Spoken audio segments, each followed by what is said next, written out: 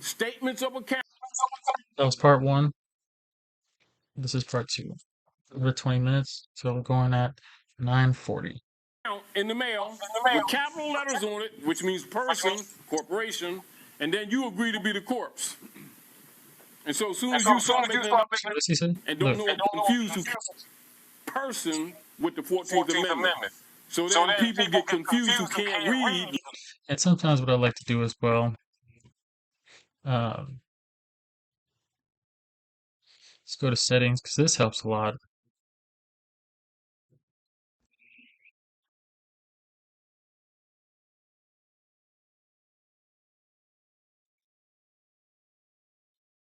Slow down temporarily. Law Amendment. The word person with the 14th Amendment.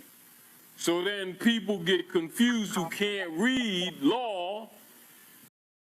Can't read law as in legalese, as in law definitions. And you want to use a legal definition or or legal dictionary or because within it, it has etymology uh, at its core, at its foundation, which etymology is the origin of words. So they give you the original meaning. Well, I can't say that with the later Black's Law dictionaries, like 8, 9, or 12th or 15th, whatever edition they're on. Get a fourth edition because that still has a lot of the common law that's within it and a lot of citations.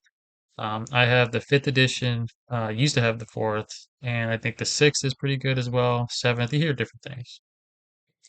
But when you can't read law, because if you're going in there and they say, all persons stand up, and they're talking about corporations, and they got the whole room standing up, right? It's just like, what do you do with that? Like, it's just like, well, these are all dumbass people, cheap, right? They don't even know what I just said, because this is legalese. That's why you have to go to school to practice their law, their court games, right? You have to be well versed, and it doesn't even make any sense.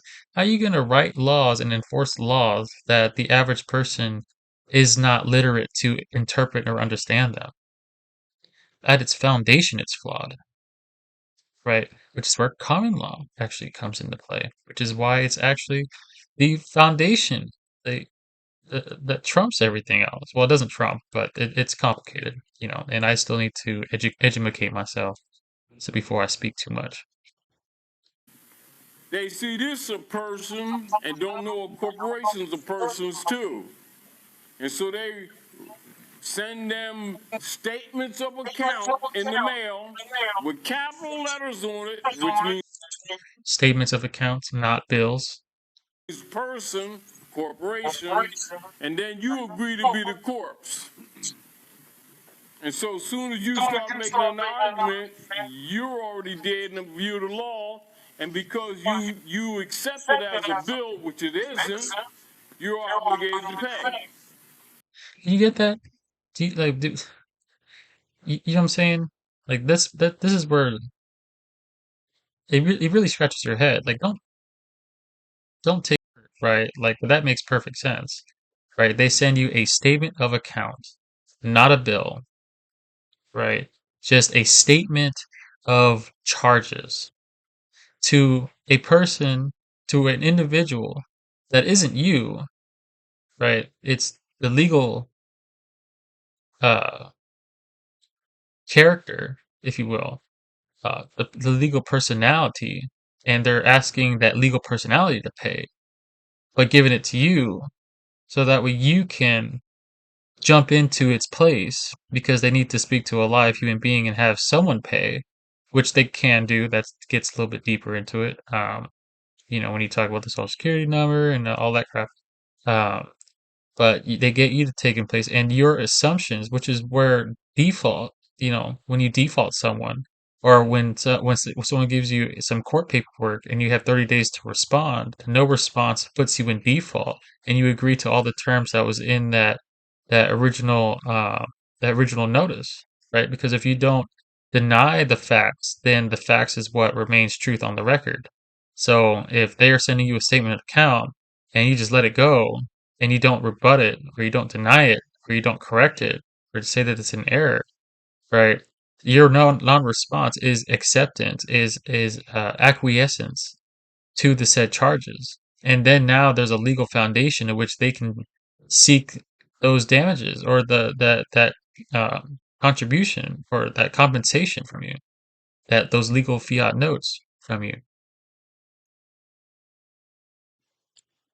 Argument, you're already dead in the view of the law, and because you accept it as a bill, which it isn't, you're obligated to pay. When actually it should be discharged. That part.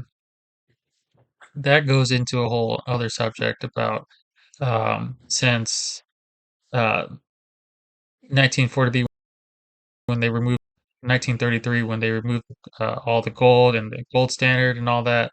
Um, in the Constitution, lawful money is gold or silver.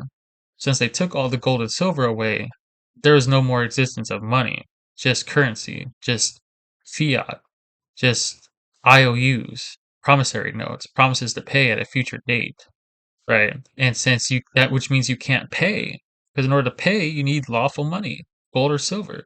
So since you can't pay, and since everything is dead, they always provide a remedy, which is it allows you to discharge or offset the account or the charges, right? This is like accounting that I need to be more familiar with myself, but that's what he's talking about. So you should be, putting that in your notebook. What When is the offset? actually it What should is be discharge? discharged, because you're under occupation. Under occupation, because when the republic was dissolved, right after, 1933 to 36, and the democracy took place, all color of law at that point. The Constitution requires a Republican form of government, and they overthrew it, and it's in the papers. Fairfield Doctrine. Need to download that and do a video on that as well. I think they do that in this video. Of course, if you didn't know that, you're going to act like you're a debtor. Do you see the problem? You see the problem?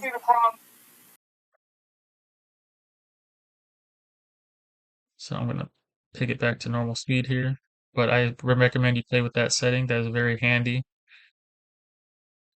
Transcripts, that's a little bit more accurate than the auto-generated captions, but as long as you're paying attention and you can uh, become aware of key terms. All you gotta do is play it back, play it back, play it back, and you can make out what they're saying. And then a Google search with what you think you got, will lead you to the correct term that he's speaking of.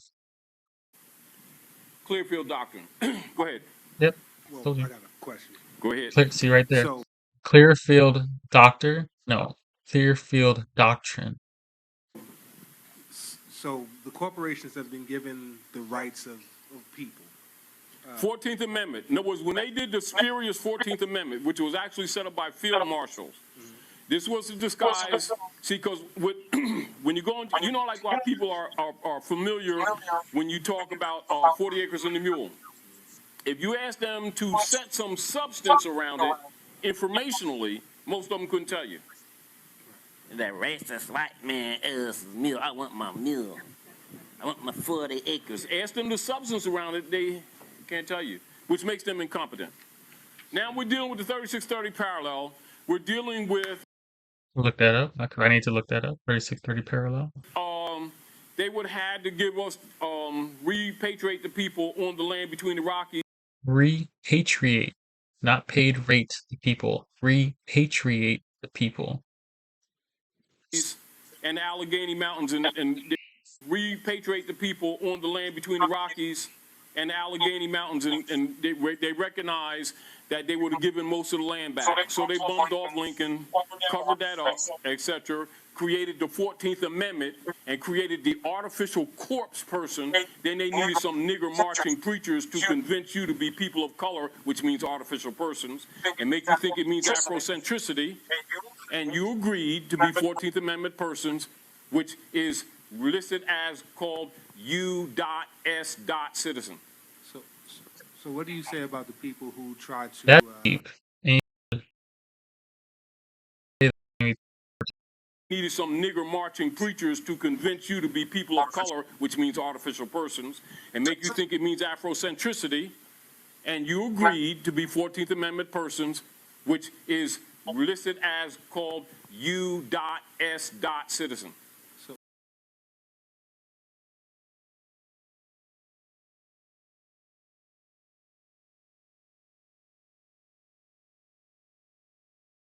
That you're a U.S. citizen, you'll get deported or you'll lose your citizenship, right? But then you think, the 14th Amendment, Lincoln era, what were they called before the 14th Amendment? What were the so-called white people uh, called? What kind of citizenship did they have? And it's called state citizenship because the states were independent nations, right? And that's where their nationality came from. That's where you get Californians and Texans and all that stuff. And there's still a lot of power within that today. The federal government is just, you know, Washington, D.C., a small area that's exercising jurisdiction over the land illegally. That's where the illegal occupation comes into play, right? Their jurisdiction ends at that 10 by 10 square miles right there. But under the Commerce Clause, they can regulate everything. And even that is a rabbit hole to go down when you look up the history on that Commerce Clause. They were trying so hard to find a way to where they had justification to put hands on everything. So what do you say about the people who try to use their corporate or their corp status as a tool and try to gain the advantages of a corporation would have? Well, it's if when And this is a key point I want to mention, that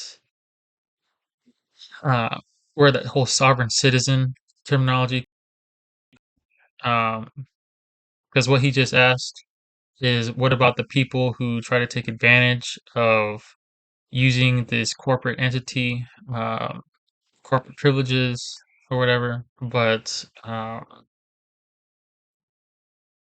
that's a slippery slope, and it's a little contradictory, depending on what principles you stand by and uh, what your meaning of truth really means in what levels of corruption and darkness and evil do you support? Are you gonna let it go by because you get a benefit from it? Or do you think that morally it's wrong against humanity that they can do that? Because the whole reason why corporations even came into existence was to remove liability from the owners of businesses that didn't want to have to pay fucking millions of dollars in lawsuits, because of the products that they put out, or the manufacturing they put out, or the slave laborers that they put out.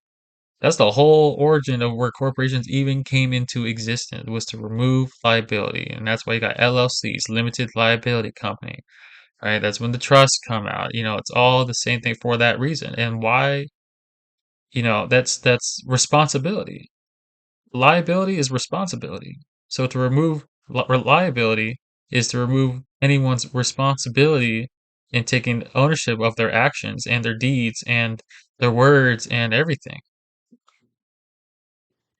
Try to use their corporate or their corp status as a tool and try to gain the advantages of a corporation would have. well, it's if when natural persons do that, they have a consciousness of the secret treaty of Verona and the Write that down. Secret Treaty of Verona.